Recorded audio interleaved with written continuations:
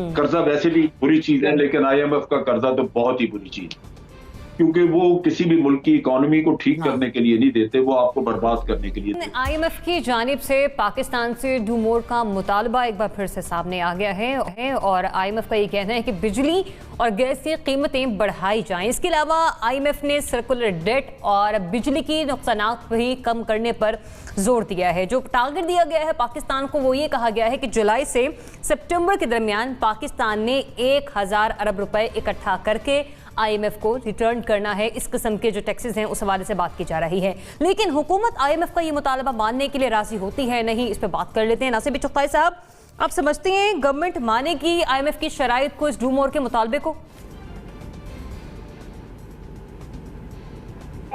देखिए, गवर्नमेंट ने मुआहदा किया हुआ आईएमएफ से, आईएमएफ की शराइत के ऊपर, और वो जब भी आईएमएफ शर्त लगाती है तो वो इस मुफाद उसके अपने मुफाद में होती है कि ये इतना टैक्स लगा दें कि मेरा कर्जा वापस कर सकें।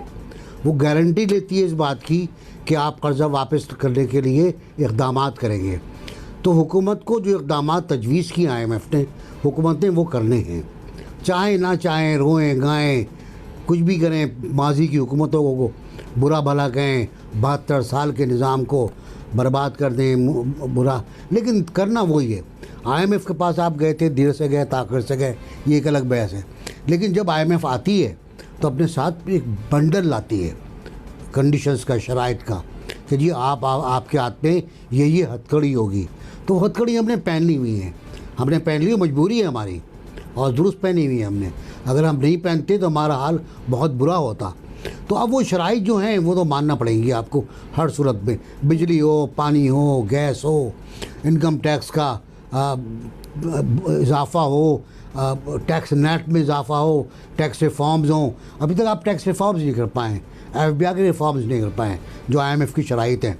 लेकिन आईएमएफ इस पर नहीं मानेगी कि आपको उसके जो रेट्स हैं वो कम कर दें या उनमें इजाफ़ा ना करें।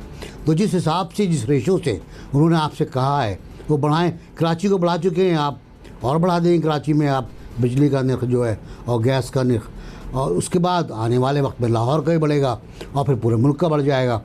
तो ये होना है। अब कोई किसी पर्दे में करे इसको, दुख के करे, छुप के करे, हमें मना करे कि हम नहीं करेंगे, करना तो है अंडर हैंड हो या ओवर द टेबल हो। सही। मोना, एबीसी ने भी कहा कि गवर्नमेंट ने आईएमएफ से मुआहदा किया हुआ है। मैं एक पॉइंट यहाँ पे ऐड कर लूँ कि अगर मुआहदा आईएमएफ से है तो एक वादा आवाम से भी है, इस साल के बजट में किया गया कि दिसंबर 2020 तक अब बिजली और गैस की कीमतों में इजाफा नहीं किया जाएगा। तो बताइए, फिर मानेगी मुतालबा ये गवर्नमेंट? जी बिल्कुल ज़रियाब, आप बिल्कुल सही कह रहे हैं, आपने अच्छा रिमाइंड कराया है, और मैं उम्मीद करती हूँ और इंशाल्लाह, बस क्या मैं बोलूँ कि आपके वादे पे को वो ज़्यादा वफा करें और आईएमएफ के वादे को कम वफा किया जाए। लेकिन बात ये बिल्कुल दुरुस्त है, आईएमएफ अपने साथ एक शराइत का अंबार लेके आता है। आईएमएफ का साइकिल एक विशेष साइकिल है। इस दफ़ा आईएमएफ के साथ हम जिस डील में है वो उसमें शराइत और मुश्किल है और काफ़ी वीक ग्राउंड्स पे है पाकिस्तान। एफएटीएफ की तलवार अलग हमारे सर पे लटक रही है। आईएमएफ इस दफ़ा बड़ा वेटेज दे रहा है, ये भी एक हैरत की बात है कि जी एफएटीएफ ने आपको ये कहा है तो वो कहा है वगैरह वगैरह। मुझे लगता है ये वाकई इनको करना पड़ेगा। अगर ये इस्लाहात नहीं करते हैं तो इनको इसी तरह से टैक्स कलेक्ट करना पड़ेगा, यानी कि इनडायरेक्ट टैक्सेस का इन्हिसार करना पड़ेगा। इसके अलावा मुझे कोई और रास्ता समझ नहीं आ रहा। ऑलरेडी कोई 212% तक मेरा ख्याल है गैस के निर्ख बढ़ चुके हैं, क्योंकि जो सब्सिडी पहले दी गई थी वो विड्रॉ की थी, और पहले जो डील्स रही है आईएमएफ के साथ उनको हम किसी न किसी तरह आमादा कर लेते थे कि जी ये सब्सिडी इंटैक्ट रहने दें। जनरल साहब, मोना कह रही है प्राइम मिनिस्टर ऑटोमेटिकली एक इंदिया दे चुके हैं अवाम को, वो प्रैक्टिकली भी ऐसा ही करेंगे, मान लेंगे मुतालबा आईएमएफ का? देखिए ज़रियाब, ये गलती वहां से हुई या होती है जब हम आईएमएफ के पास जाते हैं। कर्जा वैसे भी बुरी चीज है, लेकिन आईएमएफ का कर्जा तो बहुत ही बुरी चीज है, क्योंकि वो किसी भी मुल्क की इकोनॉमी को ठीक करने के लिए नहीं देते। वो उनके 3-4 मुतालबे होते हैं। वो ये कहते हैं कि जनाब अपने जो एसेट्स हैं वो बेचें, यानी प्राइवेटाइजेशन को तेज करें। वो कहते हैं कि आप अपने बिजली और गैस वगैरह की चीजों इनकी कीमतें बढ़ाएं। जब आप इनकी कीमत बढ़ाते हैं तो आपकी कॉस्ट ऑफ प्रोडक्शन फैक्ट्रीज में बढ़ जाती है, जिसकी वजह से आपकी एक्सपोर्ट्स बैठ जाती है, क्योंकि इंटरनेशनल मार्केट में आप कंपेटेबल नहीं रहते। फिर वो आपको कहते हैं अपना डिस्काउंट रेट बढ़ा दें, डिस्काउंट रेट यानी बैंकों में जब आप मार्कअप की शरह बढ़ाते हैं तो वो बिजनेस जो है वो बैठ जाते हैं इस वजह से कि कर्जा बड़ा महंगा हो जाता है। आपने देखा हमारा डबल डिजिट्स में और बड़े ज्यादा रेट्स थे। और उसके साथ साथ फिर आपको टैक्स रिफॉर्म के नाम पे वो कहते हैं एडिशनल टैक्स लगाएं। उनको गर्ज होती है सिर्फ आपसे अपने पैसे वसूल करने की, उससे ये गर्ज नहीं होती उनकी कि ये कर्जा जो दिया है इससे कोई इनकी फलाह बहबूद का काम होगा, वो तो होता नहीं। तो आपकी जब एक्सपोर्ट भी नहीं बढ़ेगी, कारोबार भी आपका एक्सपेंड नहीं होगा क्योंकि आपके मार्कअप रेट वगैरह इस तरह के हैं, तो फिर ले दे के आप लोगों की जेबों से निकालेंगे, इसके अलावा तो हाल ही कोई नहीं। तो आज नहीं बढ़ाएंगे तो कल बढ़ा देंगे, ये बढ़ेंगे सही, इसके अलावा कोई चारा नहीं है। क्योंकि आपने जो कर्जा लिया वो आपने अदा करना है और वो जिनसे लिया है वो आपको अपनी टर्म्स जो है वो डिक्टेट कर रहे हैं, वो बता रहे हैं कि जी हमें पैसा चाहिए वापस, ये काम करें ताकि हमें नजर आए कि आप पैसा इकट्ठा कर रहे हैं। तो ये एक मसला है जहां पे मेरा ख्याल है कि कीमतें बढ़ेंगी। इसमें दूसरा हाल यही था कि अगर पाकिस्तान के अवाम जो टैक्स चोरी करते हैं अगर वो टैक्स देना शुरू करें और जो पैरेलल इकोनॉमी है उसको डिस्करेज करें और वो लोगों को अकल हो इतनी कि अल्टीमेटली ये जो सारा कुछ होता है ये बोझ उन्हीं गरीब लोगों पे आता है जो बेचारे दे रहे हैं पहले से टैक्स वगैरह। तो अगर सारे दें तो शायद आपका मसला हल हो जाए, ये चीजें ना करनी पड़े। लेकिन फिलहाल ये सूरत हाल नजर नहीं आती। मेरा ख्याल है इनको बढ़ानी पड़ेगी कीमतें, बहुत भी रेजिस्ट करेंगे तो कुछ अरसे के बाद ये बढ़ानी पड़ेगी। रज़ा रोमी साहब जी देखिए, मामला ये है कि IMF से अग्रीमेंट के वक्त जो शराइत और जो समझौते किए पाकिस्तान की गवर्नमेंट ने, अब उनके साथ वो बाउंड हैं कि उनको उनके ऊपर डिलीवर करना है। अगरचे के हालात बदल गए हैं साल 2020 में, कोविड-19 और जो माशी जो स्लो डाउन हुआ है उसके बाद इसमें बिल्कुल गुंजाइश है कि गवर्नमेंट जो है वो बहुत बासानी से ये कह सकती है कि पाकिस्तान में चूंकि पैदावार ही कम है और शराय तरक्की इतनी गिरी है कि उस हिसाब से टैक्सेस जो हैं वो नहीं जमा किए जा सकते। देखिए, टैक्सेस जो होते हैं वो आप तभी कलेक्ट करते हैं कि जब आमदनी जो है वो जनरेट हो रही हो और बढ़ रही हो, या कम से कम हमारा ग्रोथ रेट पॉजिटिव में हो।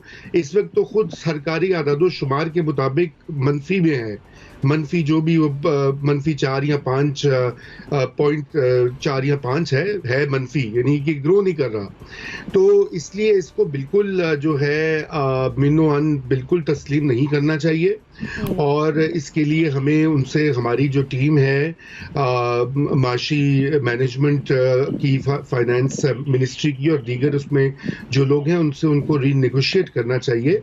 और मेरे ख्याल से कि ये मुमकिन भी है कि हो भी पाएगा, क्योंकि IMF को खुद इस चीज़ का एहतमाल है कि ये वो वाले हालात नहीं है कि जहाँ पे पुराने किए गए टारगेट्स जो हैं वो आज भी वैलिड हो। क्योंकि अगर ये टारगेट्स पे इन पे अमल किया हमने दबाव में, तो फिर तो बहुत ज़्यादा मसला होगा। बल्कि एक बार फिर जो है वो हुकूमत को कामयाबी हासिल नहीं होगी। देखिए, अभी तक 2 साल हो चुके हैं और दोनों सालों में FBR के जो टारगेट्स हैं वो नहीं मीट किए गए। कोविड-19 तो 20 साल फरवरी के मार्च में यहाँ पर उसका असर शुरू हुआ, उससे कबल भी जो टारगेट्स थे FBR के वो नहीं मिले जो है। ठीक है, चलिए, आपका पॉइंट यहाँ से भी वैलिड है कि ना सिर्फ आम आवाम को इससे नुकसान होगा बल्कि बिजनेस एक्टिविटीज पहले से ज्यादा मुतासिर होंगी। इब्राहिम, आपको पॉइंट क्या है इस पर? देखें, जब ये हुकूमत आई तो इस हुकूमत का ये मौक़िफ़ था कि इन्हें बहुत बुरे हालात में मईशत मिली और इन्होंने कहा कि कर्ज़ों का बोझ भी बहुत ज़्यादा है और हमें इस्लाहात लेके आनी है। अब पहला पूरा साल इन्होंने कहा कि हम इस्लाहात करेंगे और उसमें लोगों को मुश्किलात का सामना करना पड़ेगा, लेकिन उसके बाद 1 साल के बाद हमारी इकॉनमी टेक ऑफ करेगी और लोगों को रिलीफ भी मिलेगा। अब वो जो पहला 1 साल था जिसमें रिफॉर्म्स हुई, उसके दौरान हमने देखा बिजली गैस की कीमतें जो हैं वो 200-300% तक बढ़ गई, सब्सिडीज़ सारी ख़त्म हो गई। लोग फाइनेंशियल डिसिप्लिन तो शायद हुकूमत लेके आई हो, लेकिन उस फाइनेंशियल डिसिप्लिन के दौरान बहुत से लोग बेरोज़गार भी हो गए। लेकिन फिर हमने देखा दूसरे साल के अंदर भी वो टेक ऑफ इकॉनमी का हमें अब तक नज़र नहीं आया। 2 साल कंप्लीट हो गए और अभी भी वो रिफॉर्म्स का अमल जो है वो जारी है। अब हुकूमत जो आपको मैक्रो जो इंडिकेटर दिखाती है, मिसाल के तौर पर कि आपका करंट अकाउंट डेफिसिट जो है वो बड़े अच्छे तरीके से मैनेज हो गया है, आपकी एक्सपोर्ट्स बढ़ गई हैं, आपका ज़र मुबादला जो है वो रिकॉर्ड अब बन रहे हैं जो पाकिस्तान में आ रहा है, लेकिन अवाम देखते हैं कि उनको ग्राउंड पे क्या मिल रहा है, यानी माइक्रो लेवल पे कुछ नहीं हो रहा। माइक्रो लेवल पे ये जो बड़े फिगर हमें बड़े अच्छे नज़र आते हैं, असल तो मसला ये है कि अवाम को इनका क्या फ़ायदा हो रहा है। अब 2 साल आपके रिफॉर्म्स पे गुजर गए, लेकिन आवाम को ग्राउंड के ऊपर जो है वो रिलीफ नहीं मिल रहा। 2 साल के बाद भी हुकूमत को पता है कि लोग जो हैं पहले ही महंगाई से, बेरोजगारी से और जो इकॉनमी के हालात हैं उससे बहुत ज़्यादा तंग हैं, तो वो मजीद बोझ नहीं डालेगी और पॉपुलर पॉलिटिक्स की जानी जाएगी और ये नहीं मानेगी। शुरू कर दें क्योंकि हुकूमत की तरफ से बिजली और गैस की कीमतों में इजाफा किया जाएगा।